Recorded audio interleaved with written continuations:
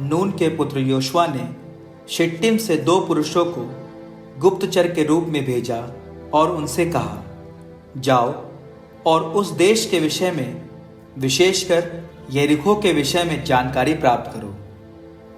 वे चल पड़े। वे राहाब नामक एक वेश्या के घर पहुंचे और वहीं ठहरे। लोगों ने यरीहो के राजा से कहा, इस्राएलियों के कुछ पुरुष आज रात देश का भेद लेने यहाँ आए हैं। इस पर यरीहो के राजा ने राहाब के पास कहला भेजा, उन पुरुषों को बाहर कर दो जो तुम्हारे यहाँ आकर ठहरे हैं, क्योंकि वे सारे देश का भेद लेने के लिए आए हैं।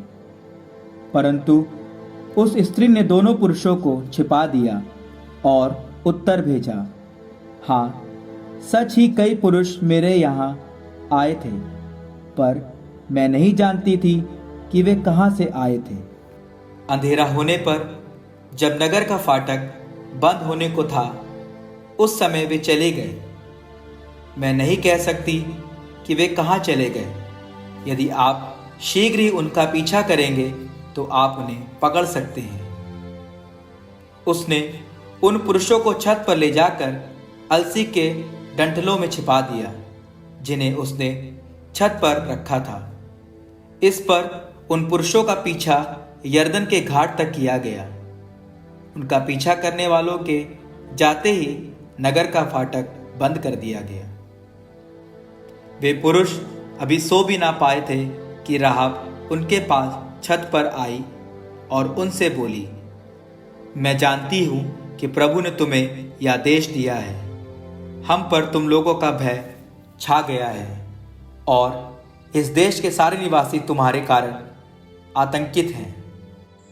हमने यह सुना है कि जब तुम लोग मिस्र से निकल आए थे तो प्रभु ने तुम्हारे लिए लाल समुद्र का जल सुखा दिया था, और यह भी कि तुमने यरदन के उस पार के अमोरियों के दोनों राजाओं सीहोन और ओग के साथ क्या किया। तुमने उनका पूर्ण संहार कर डाला। यह सुनकर हमारा कलेजा दहल उठा और तुम्हारे कारण सबका साहस टूट गया, क्योंकि प्रभु तुम्हारा ईश्वर ऊपर स्वर्ग और नीचे पृथ्वी सबका ईश्वर है। अब तुम मुझसे प्रभु की शपथ खाकर कहो कि जिस प्रकार मैंने तुम पर कृपा की है, उसी प्रकार तुम भी मेरे पिता के परिवार पर कृपा करोगे। इससे मुझे विश्वास होगा कि तुम मेरे माता पिता, मेरे भाई बहनों और उनके सारे संबंधियों को बचाओगे और मृत्यु से हम लोगों की रक्षा करोगे।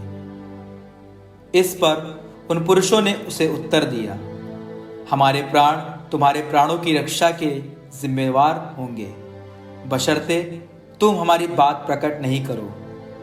जब प्रभु ने हमें यह देश दिया होगा तो हम ईमानदारी से तुम्हारे साथ अच्छा व्यवहार करेंगे। तब उसने उन्हें एक रस्सी के सहारे खिड़की से नीचे उतार दिया, क्योंकि उसका घर नगर की 4 दीवारी में बना हुआ था। उसने उनसे कहा, तुम लोग पहाड़ियों में जा छिपो, जिससे पीछा करने वाले तुम्हें पकड़ नहीं पाएं, और जब तक पीछा करने वाले ना लौटे तब तक 3 दिन वहीं छिपे रहो। इसके बाद तुम आगे बढ़ सकते हो। उन पुरुषों ने उससे कहा, तुमने हमें जो शपथ खिलाई उसे हम इसी तरह पूरा करेंगे। जब हम इस देश में प्रवेश करेंगे तब तुम यह लाल रस्सी इस खिड़की पर लटका दोगी, जिससे तुम हमें नीचे उतारने जा रही हो।